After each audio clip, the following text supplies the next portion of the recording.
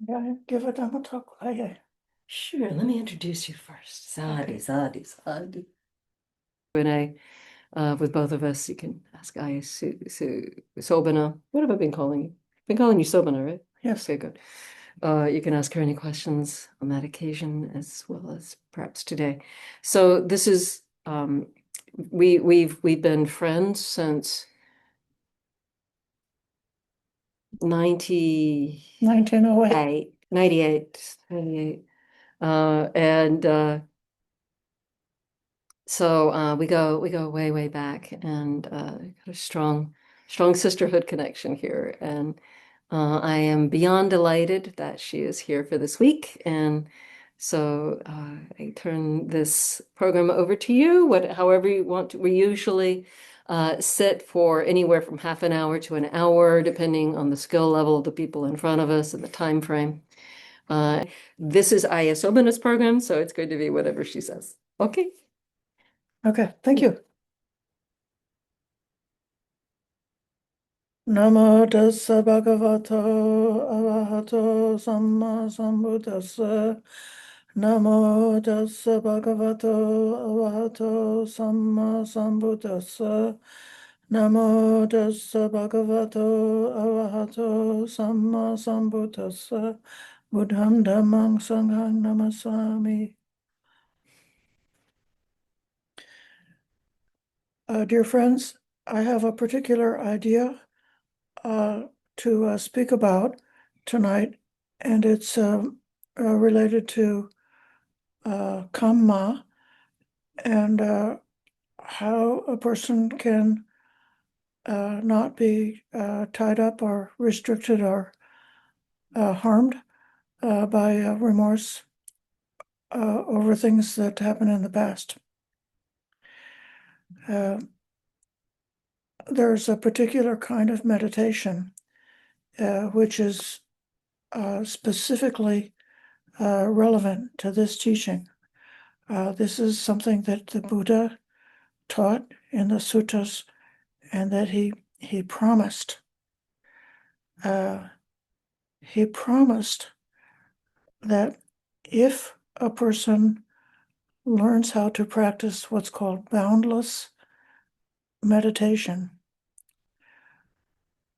then any unwholesome deeds that were done in the past cannot defile them, cannot lead them along, cannot tie them up, cannot determine their future, whether a future birth or whether their future gaining liberation.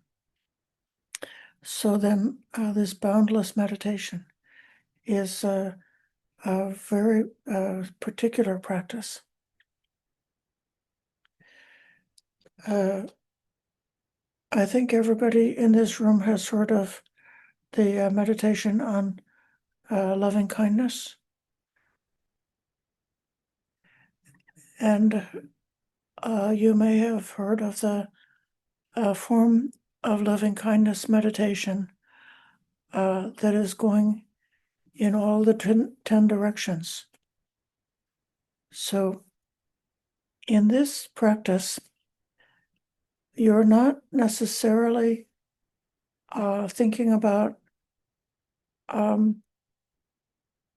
your dear friend, your relative, your teacher, your difficult person. You're not necessarily thinking about the many different kinds of individuals in the world who are suffering right now and who need kindness. That is a different style of metta meditation, is for the mind to, in a way, wander and land on different types of individuals who come to mind, and in a very specific or realistic way, think of that individual and giving that sincere and heartfelt wish for their true happiness, for their safety, for their liberation. But in the boundless meditation, you forget about all the individuals. You forget about the diversity and the variety of different kinds of people. And you just think the thought of loving kindness. Uh, and uh, imagine that thought going in all the directions, pervading the whole world, pervading the whole universe, without any obstacles,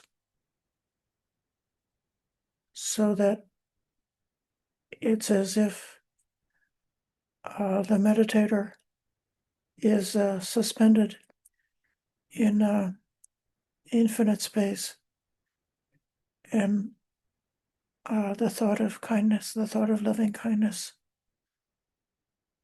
is filling everywhere, so that above you, below, all around is nothing but kindness. So there's no difference between inside and outside. Um, it's like to all is to oneself. So loving kindness is going outside without any limit, and then it's coming inside so that the entire person is pervaded with loving kindness. Like every cell in the body is pervaded by the thought of kindness. And every bit of the mind is completely pervaded by loving kindness.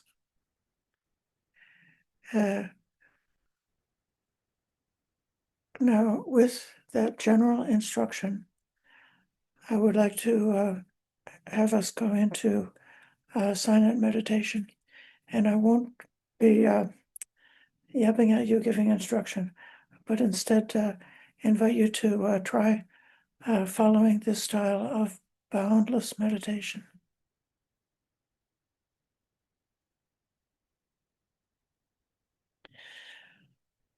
Coming to an upright and balanced posture.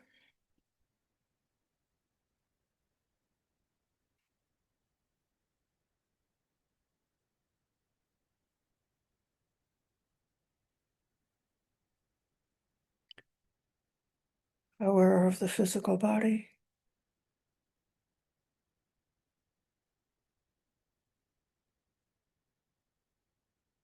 Relaxing the body.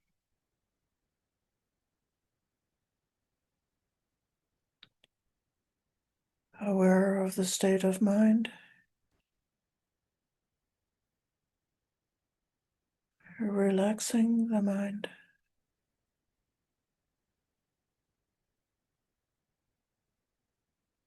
Fully aware.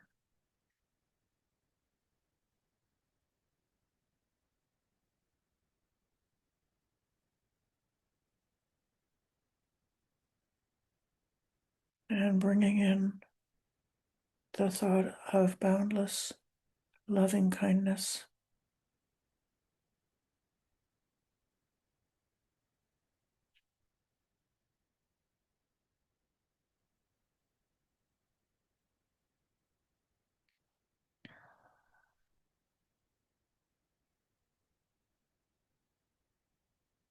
May everyone have a happy mind. May everyone be safe.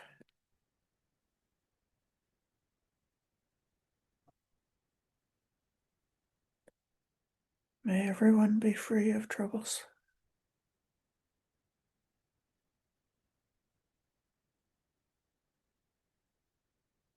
In all directions.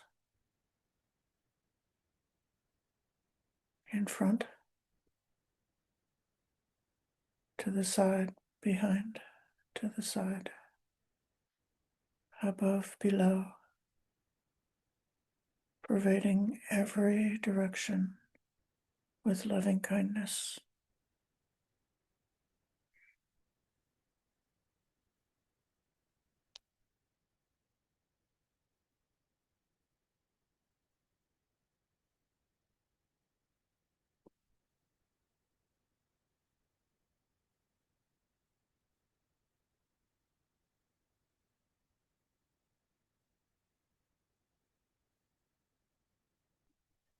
I'd like to invite any comments or questions about this particular format of meditation. The boundless meditation, in particular by way of boundless loving kindness. Okay, Chintana. Hi, Ayya. Great to see you. I was wondering if you've ever looked in books for every kind of little being there might be so you can visualize them. That's my first question. My second question is, how do you get beyond outer space where there is no gravitational pull? There's nothing to push up, just nothing to, how do you move out there? Okay, those are my two questions. Thank you. Hmm. I haven't, I've done those particular kinds of studies for the Asubha practice to understand about the parts of the body and to be very, objective and realistic about that. Certainly, it would be possible to have an encyclopedia of beings to be aware of the diversity of different beings. Or one could read the newspaper and become aware of the diversity of the different ways that individuals are suffering. And for each person who is mentioned in the newspaper, or for each group mentioned in the newspaper, or for each being, extend kindness to them. As far as this idea about being how to be situated or where you find a footing when you're in boundless space, well, that's just exactly the point, that you don't have a footing. So when one is identifying with one's individuality, then you're situated in your physical location and in your social environment, and that everything that surrounds you is actually a part of the identity. And you can push against that to sort of know who you are and know that you're a real person. So then this boundless meditation is kind of like an experiment. What happens when you let go of the different parts that you identify with? Would you like to add anything to this answer? No, thank you. Okay. Other questions or comments?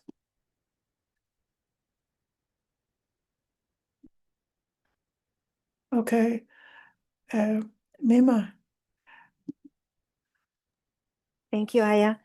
I kind of felt like that was that happening for me, like the physical part of it. So I visualized becoming a light and going up into the space and then just radiating the love in every direction. And there was no end. It was just putting it out there. And I was really enjoying it. It was very, I felt really light. I felt really light, and it felt really good that it was for even like the cells that I don't see and I can't see. And it was just amazing. And then I kind of went into the body to radiate the light and then put it out into the whole entire universe. It was fun. Thank you. Yes. So the enjoyable quality of loving kindness meditation is something that can be very helpful.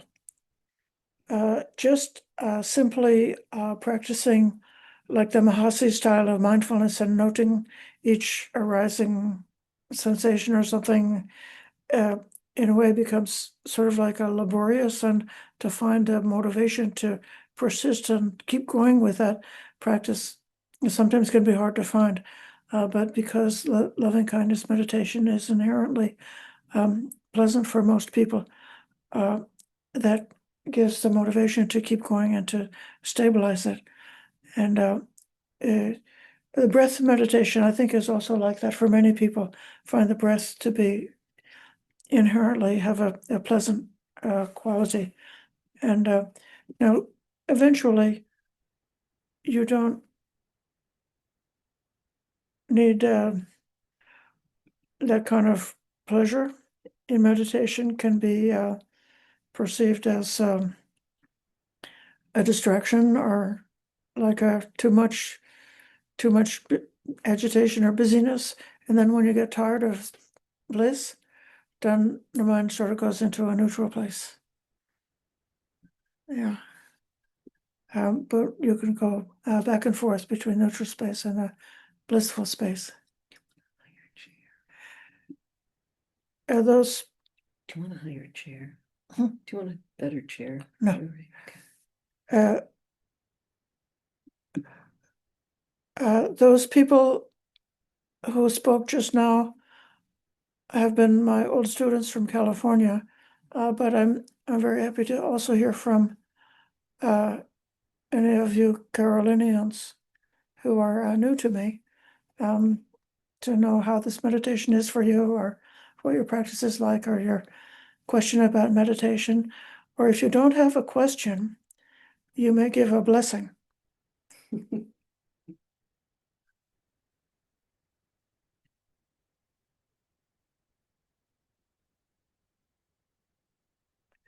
Okay, I'll call on Shannon. Thank you. Are you sadhu, sadhu, sadhu? Is that what we're looking for? Yes. Thank you so much. That was lovely. And I experienced during that meditation, did you say it's boundless? Yes. Is that, yeah. I experienced some moments of boundarylessness, so that there wasn't any difference between me and out there. Yes. Yeah. Perfect. Thank you. I'll call on Ayya Sangamita. Ayya. So this is the first time to experience this boundless meditation. I feel, because Ayya said that do not have the object like others or ourselves, or about compassion about other. And then just now when we did this meditation, just feel like there's no identity, and the space and myself like one, like the wholeness. Yeah. Then feel the happiness, the joy, because we contemplate on love and to have no problem for others. Feel the happiness there. And I also see, for example, like in relationship,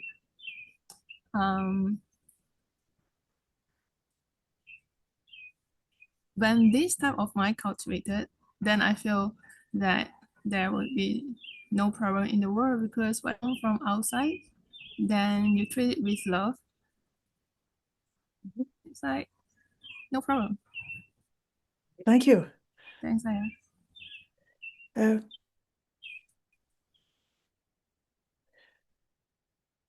I will mention, for those who would like to go further with this, my source of this is a book by Bhikkhu Analayo called Compassion and Emptiness. I just put that into the chat. There are two other meditation procedures that can get to that boundless space. And I sometimes like to do one and then the other. One is the elements meditation, where you start by like being aware of whatever inside the body is hard and earthy, or like the flesh is kind of like earthy and the bones and so forth. And then direct awareness outside to the things in nature that are also earthy, like the rocks on the mountain and so forth. And with the thought, this is not me, not mine, not myself. And keep directing awareness back and forth between that element in nature and that element inside the body until like the identification, like the earthiness of the body no longer is anything separated from the earthiness of the mountain. It's just earthiness. And then you do that same thing with the water element, like the tears or the saliva, and uh, uh, the rain or the river, and the same thing with the fire element, which is the heat of the body and the digestion, together with anything that's both hot and what is decomposing in nature. And then the air element is that's like the wind element, it's movement. So like when you move your arm, that's the air element is happening. And the movement of the breath or the movement of the heartbeat or the subtle vibrations of every cell in the body is all air element. And that's compared with the wind or the vibrations of the whole universe. And you can do that meditation. And then when that's all been done, then the last element in that particular sutta is the space element. And so you experience that, like inside the body, in between the other elements, there's empty space, which is the same as the space in outer space. And so one can do that contemplation and then move to loving kindness or compassion. Once that's a really good meditation, if a person is agitated or disturbed or some kind of excitement of the day, it's very good for settling down. And then the third type of meditation, which goes to boundlessness, this one to me is more difficult, but it's in the sutta, the meditation on emptiness. If you would think about being in the city, which is filled with people and houses and all kinds of activities, diverse activities, doing all different kinds of activities. And then if you would imagine leaving the city and going to a monastery, and it still has people, but they're not so diversified because they're all wearing brown robes and they're all thinking the same kind of way. So there's like you forget about the diversity of the city and connect with the unity of the people in the monastery. And then you forget about the people and just go to the forest. And then in the forest are like trees and hills and valleys and paths and different things in the forest. And you forget about the trees, forget about all the things in the forest, so that then it's just empty space. And then you have like the object is the empty space and the subject is your own consciousness. And then you forget about the space and only be aware of the consciousness.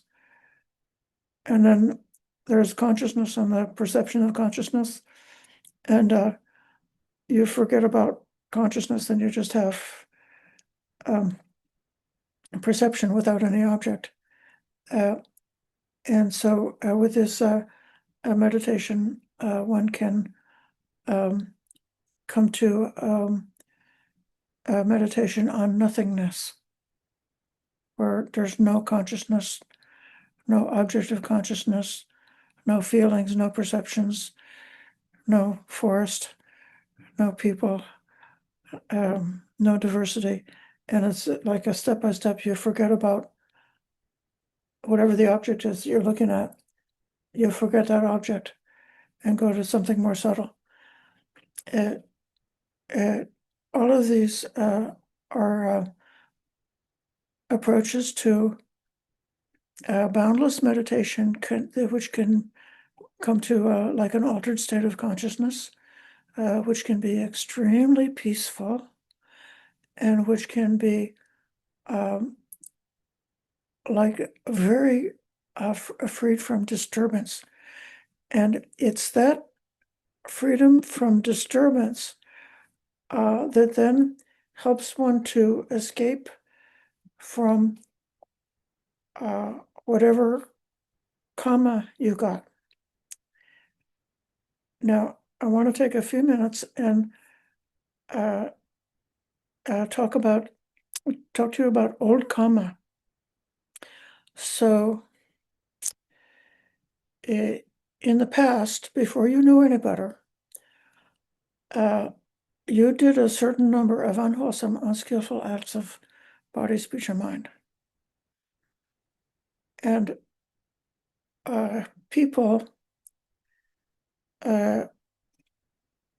have the a sort of, there's like a universal human problem. What to do about that? How to resolve, reconcile, or settle so that you can let go of those past mistakes, and so that your previous mistakes are not holding you back. In some of the pre-Buddhist traditions, they had the idea that the soul would become dirty because of the previous unskillful actions that one has done. And they were very concerned, like from a religious perspective, trying to figure out how they could possibly purify the soul of the residue of their previous bad actions, so that they could then become united with Brahma and the Brahma realm and reach their salvation. And sometimes they did like extreme austerities. Sometimes they had a philosophy that it was just a process that takes eons of time, that you just allow nature to take its course.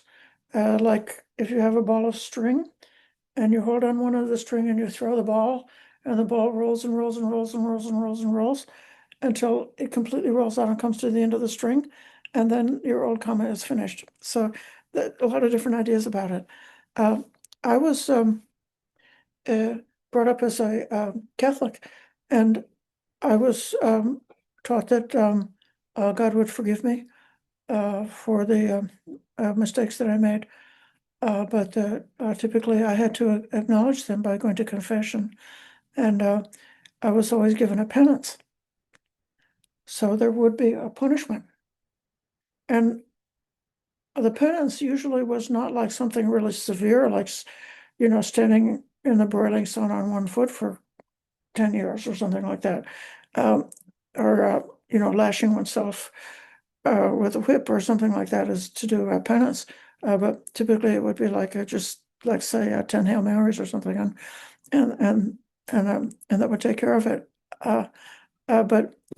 But there is like there is some kind of an idea in justice that making an effort to make amends for the unskillful things you've done can be a part of getting out of it. Why is that? Well, Bhikkhu Bodhi writes that he thinks of kamma as being something that becomes a habit of the mind. That if you do something, there's a tendency to repeat the same thing that you did before. So if you have breakfast every day, there's like a pretty strong tendency to have breakfast. If you have some kind of a compulsion, there's a tendency, having done some wrong thing and you get into some kind of like psychological compulsive habit about it, that you keep repeating the same bad behavior. And so you get recidivism in criminals. I see there's a cuckoo clock going on. It's just distracting me a little bit. Okay, thank you. So then this can happen in a way. There's something about punishment and recidivism that doing things that are toxic, poisonous to oneself, and then like self-punishment, and then repeating the same kind of unskillful, unwholesome pattern. That's when karma becomes really powerful. So, karma keeps repeating, and in particular, because of having a wrong view, a person who doesn't know that it's possible to get out of this samsaric cycle of going around and around with birth and death. If they're always tied up with their like and dislike, and they don't see a problem with it. If they say, just, I love the things that I love and I hate the things I hate, and it's good for me, it feels good for me to hate the bad things and love the good things, as long as they think that's okay, then they will continue doing that type of karma that will result in them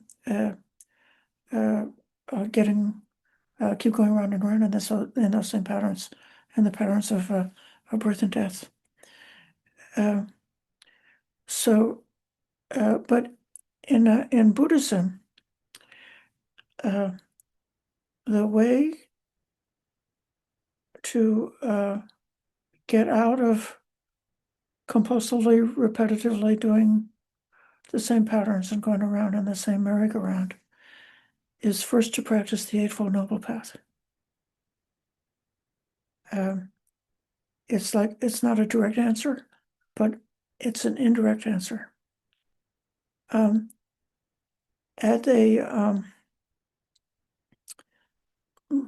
could say it's a point of right view or a point of philosophy.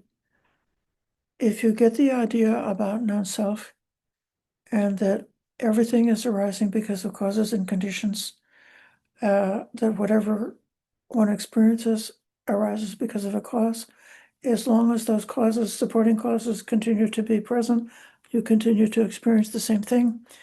And then when the causes come to an end, that experience comes to an end. And so then if when you get the idea of non-self, then the unskillful things that you did before are not putting a black mark onto your soul, because there's not a soul for the black mark to be placed on. It's merely that if you are carrying unwholesome thoughts in your mind about remorse and punishment and anger and aversion and liking and disliking and being in denial and arguing with reality, then there is a good chance that you could make your own life into a kind of a hell realm. And if you happen to die with a mind like that, you may go to hell and you may have my permission, you can stay in hell for as long as you think you deserve to be punished. And so, but if you understand that it's possible not to go on and on like that. It's possible to stop doing those kinds of kammas, to stop acting based on greed and hatred. And then gradually the compulsive things get lighter and lighter. Our whole life gets lighter and lighter. And we can come to the point where it seems possible not to do this. Now, I'm going to point to a couple of suttas. One is called the Vasaita Sutta, which is number 98 in the Middle Link Discourses. Two young Brahmins were saying, how does one get to be a Brahmin? So a Brahmin is a high-class religious person who belongs to the caste or the inherited group, which is the religious authorities. So they're very powerful in society. One thinks they got it by birth, that if they can count their ancestors back 7 generations being completely pure Brahmin blood, then they can call themselves a Brahmin. And the other one says, no, it's by their actions that they become a Brahmin. So the Buddha agrees that it's because of their deeds and not because of birth that one is a Brahmin. He says, you could consider there's grass and trees. They lack self-awareness, but they are defined by birth. The species are diverse. The grass is always grass. The tree is a tree because it was born that way. Bugs and moths and ants and termites continue to be bugs and moths and ants and termites because of their birth. The same thing with quadrupeds, small and large species, and the snakes. They are defined by their birth. The fish in the water are defined by their birth. The birds are defined by their birth. But then when you come to a human and you look at the differences among humans, it's not defined by birth. So whether your hair is straight or curly, the color of your eyes, the shape of your mouth, the shape of your nose, the shape of your lips, your shoulder, your neck, your belly, your back, your buttocks, your breast, your groin, or your genitals, your hands, feet, fingers, nails, feet, thighs, the color of your skin, or your voice. None of these define who you are. The thing that defines you is what you do. So if you live by keeping cattle, then you are a farmer. If you live by doing a profession, you're a professional. If you live on a trade, you're a trader. If you live serving others, you're a servant. If you live on stealing, you're a thief. And one who's a Brahmin, who just says because of his mother's womb makes him a Brahmin, he's completely on the wrong track. But one who has cut all the fetters, slipped the chains, they're detached. They've attained what is possible to obtain on this path of liberation by following the gradual training laid out by the Buddha. That is the person that the Buddha says can really be called a Brahmin. I'll mention one other sutta. This is called the Cessation of Kamma. It's in the linked discourses. He says, I will teach you about old deeds, new deeds, the cessation of deeds, and the practice that leads to the cessation of deeds. So the old deeds, the I is old deeds. It should be seen as something that is produced by choices and intention, as something to be felt.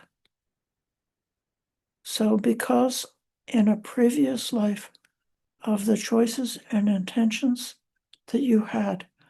You came to be born as a being with an eye, with eyes. Same thing with ear, nose, tongue, body, and mind.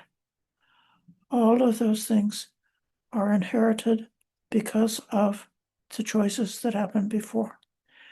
That is called old deeds. And I would say that the Old Kamma also includes like kind of like the whole package of what it is to be a human. There's certain things that humans need, the way we need to have certain kinds of attachments, the way we need to have certain kinds of mental stimulation or entertainment, the way we need to think, the way we need to eat. We need to. We've got this kind of body that goes through the different phases and stages of life. That whole package is the package that you could say came about because of previous choices, and that's all part of Old Kamma. So then, what is the cessation of deeds? This is when you experience freedom.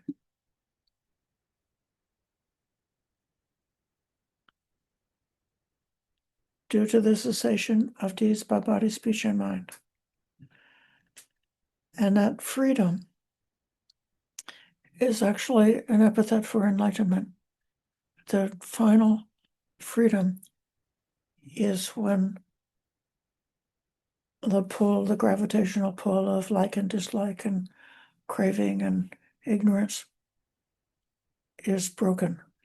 But long before you become an arhat, you may have a taste of freedom. Because you can experience habits and patterns and compulsions and toxic patterns in your life that you had before that are actually really gone and not coming back because you've already gained a certain amount of wisdom compared to how you were before this.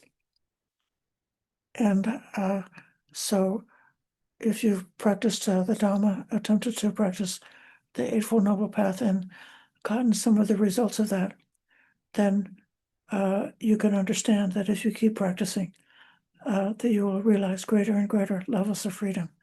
And then the practice that leads to the cessation of deeds is just this Noble Eightfold Path.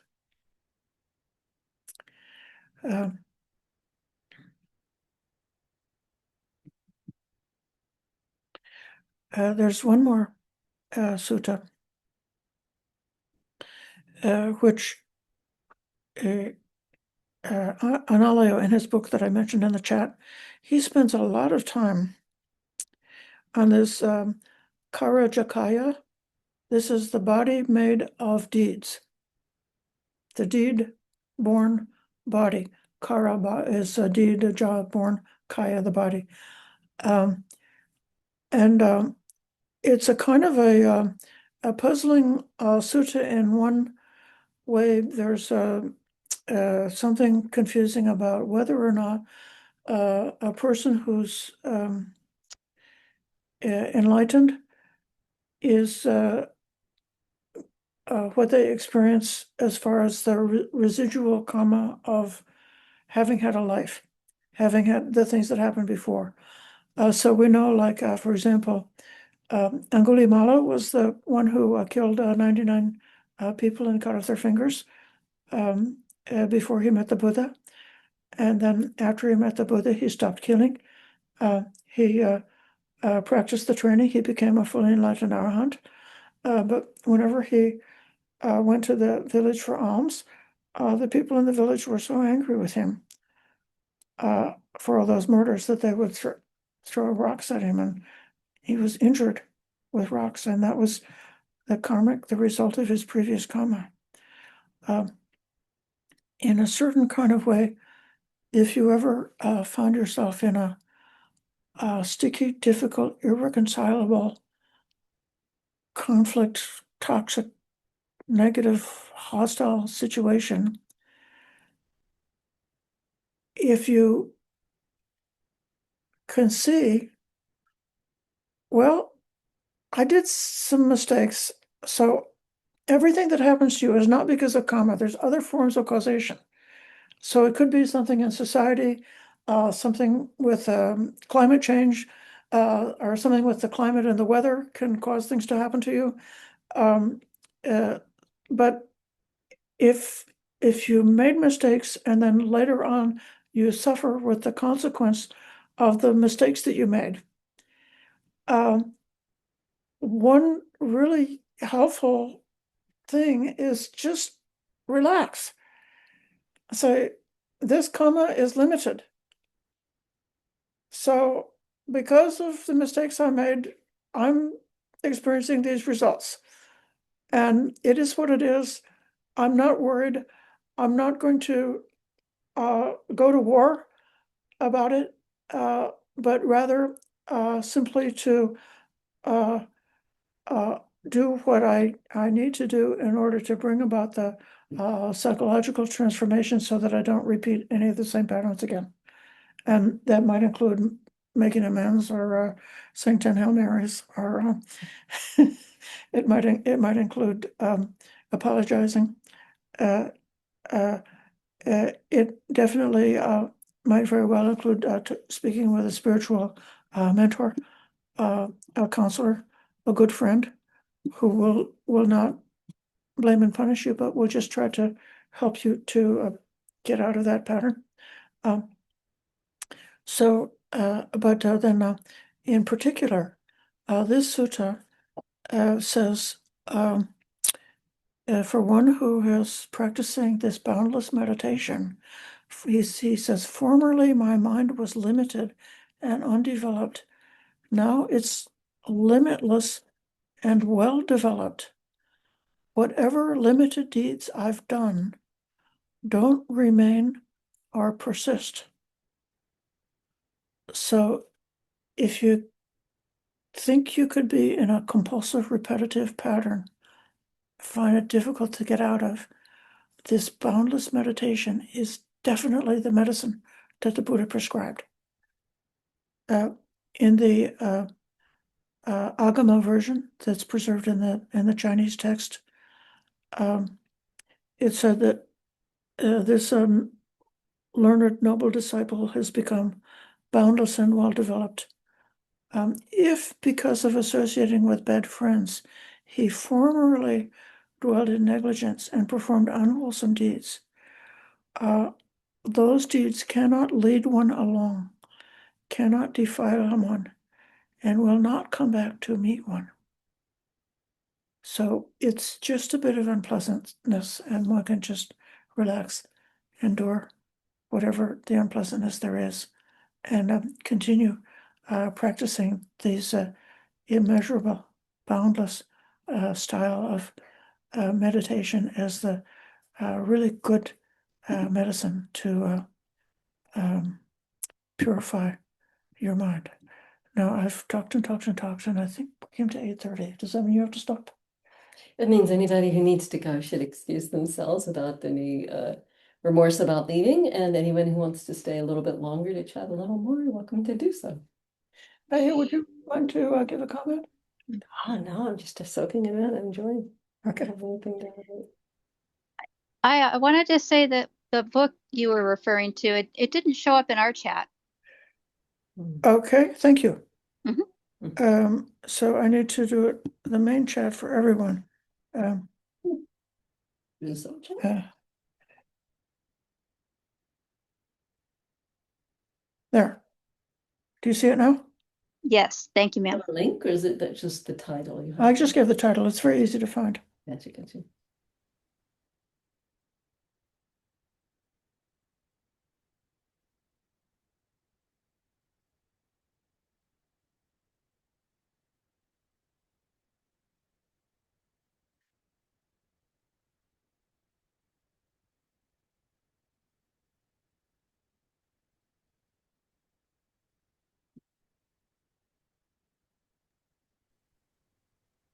Your screen still says Dhamma Monastery. Yeah, we should rename you. Oh, okay. I'll do it. You can Rename. Sobhana. You got it. I was gonna do it for you. It's okay. I got it. Uh, okay, Mima. I was wondering, is the boundless meditation like Joseph Goldstein has one where it's big mind, where it's expansive? Is that similar to that? Yes. Oh, okay, good. I practiced that and I've really enjoyed it. Okay, now I have the connection to what you taught us tonight. Okay. I would just do it because it was good. I liked the results, but I didn't know it was connected to this, and I could use all the help I can get as far as my past goes. Thank you. Okay.